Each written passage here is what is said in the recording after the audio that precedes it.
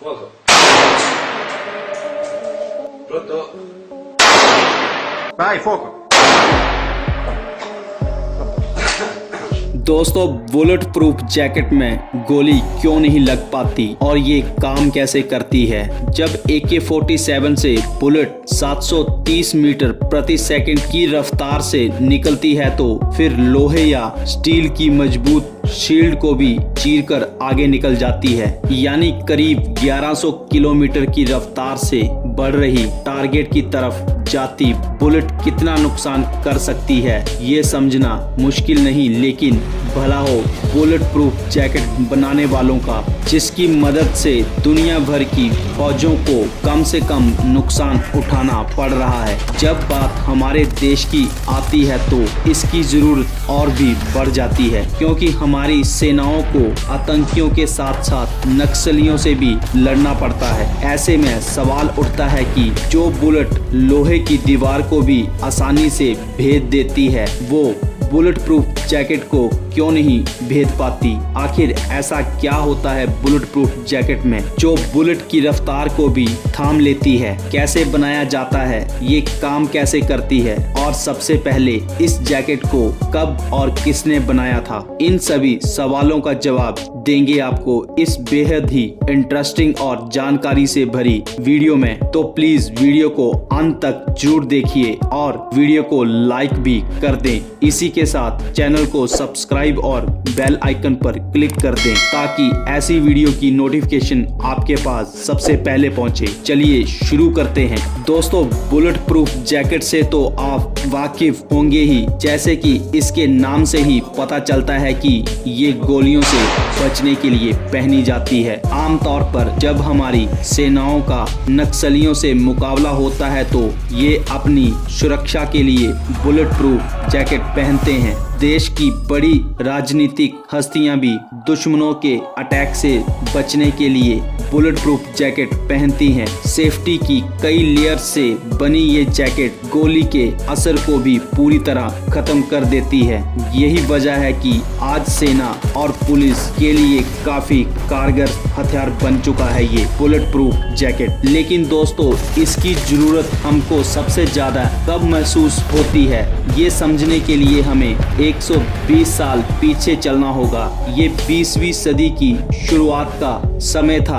साल 1901 जब दुनिया के सबसे ताकतवर देशों में से एक अमेरिका की 25वें राष्ट्रपति विलियम मैकिनले की हत्या कर दी गई। तब अमेरिकी सेना को एक इंसानी शरीर के लिए एक मजबूत लेकिन मुलायम कवच की जरूरत महसूस हुई। ऐसा नहीं है कि जब इस किस्म के आर्मर के इस्तेमाल के लिए पहली बार सोचा गया था। इतिहास के पन्नों को अगर देखें तो हम पाएंगे राजा महाराजा अपनी जंग में सुरक्षा के लिए कवच का इस्तेमाल किया करते थे। बल्कि हम कहें कि बुलेट प्रूफ कपड़ों का इस्तेमाल इससे भी ज्यादा पुराना है, तब भी गलत नहीं होगा। शुरुआत में इंसान घायल होने से बचने के लिए जानवर के चमड़े का इस्तेमाल किया करते थे। फिर जैसे जैसे हथियार एडवांस होने लगे वैसे वैसे सेफ्टी के आर्मर भी बदलने लगे। फिर ऐसा समय भी आया कि लकड़ी और धातुओं से बने कवच का इस्तेमाल हमले से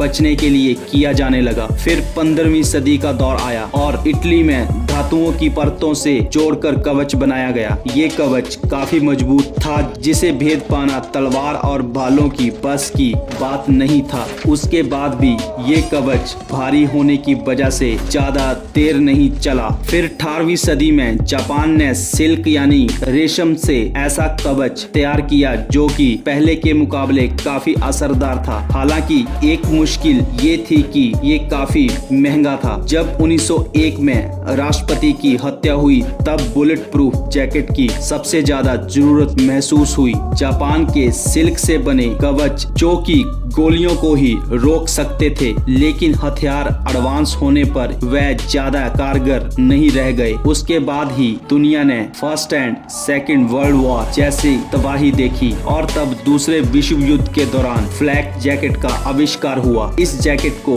बनाने में बैलास्टिक नायलॉन फाइबर का इस्तेमाल होता था। ये जैकेट गोला बारूद से बचने में कारगर तो थी, लेकिन इसका वजन इसके असर के मुकाबले बहुत ज्यादा था। फिर साल 1960 में केवलर नाम के नए फाइबर को खोजा गया, जिससे बुलेट प्रूफ जैकेट को बनाना पॉसिबल हो पाया और आज भी इसका इस्तेमाल बुलेट प्रूफ जैकेट को बनाने के लिए किया जाता है। दोस्तों, शुरुआत में केवलर फाइबर की खोज टायर बनाने के लिए की गई थी। इसका इस्तेमाल बड़े टायरों को बनाने में किया जाता था, लेकिन ये फाइबर उम्मीद से कहीं ज्यादा मजबूत निकली। इसकी सबसे बड़ी खासियत थी कि इसका बेहद हल्का वजन और फौलाद जैसी मजबूती। केवलर एक पैरा आर्मेड सिंथेटिक फाइबर है, जिसे आप एक किस्म का प्लास्टिक भी कह सकते हैं। ये एक ऐसा प्लास्टिक है जो हद से ज्यादा लचीला होता है। इसकी सबसे बड़ी बात ये है कि इसके कांटेक्ट में आने वाली किसी भी चीज की किसी भी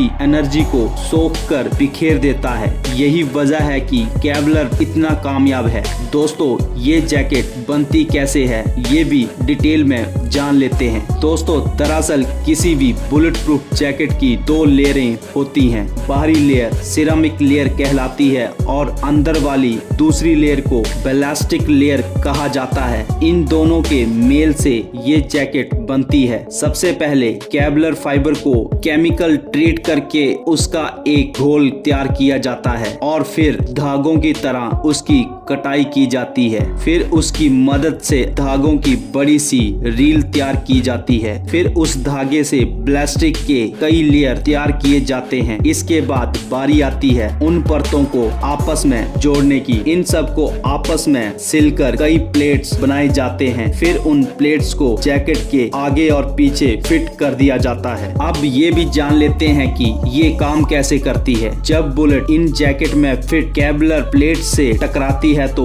उसकी रफ्तार कम हो जाती है। बुलेट इनसे टकराकर छोटे छोटे टुकड़ों में बिखर जाती है और वो आगे भी नहीं बढ़ पाती है। वो इंसान के शरीर के कांटेक्ट में नहीं आ पाती। इसके बाद गोली की सारी ऊर्जा को प्लास्टिक प्लेट्स पूरी तरह सोख लेती हैं, जिससे सिर्फ एक जोरदार पंच जितना झटका लगता है। तो दोस्तों, इस तरह बुलेट प्रूफ जैकेट को तैयार किया जाता है और इस्तेमाल किया जाता है। दोस्तों, अगर आप हमारे इस चैनल पर नए हैं तो वीडियो को लाइक और चैनल को सब्सक्राइब जरूर कर लीजिएगा और साथ ही बेल आइकन पर क्लिक करके ऑल की ऑप्शन को सिलेक्ट कर लीजिएगा। इससे हमारी नई वीडियो की नोटिफिकेशन आपके पास सबसे पहले पहुंचेगी। वीडियो देखने के लिए धन्यवाद। तो मिलते हैं एक नई वीडियो में नए टॉपिक के साथ। स्वस्थ रहें। नमस्कार।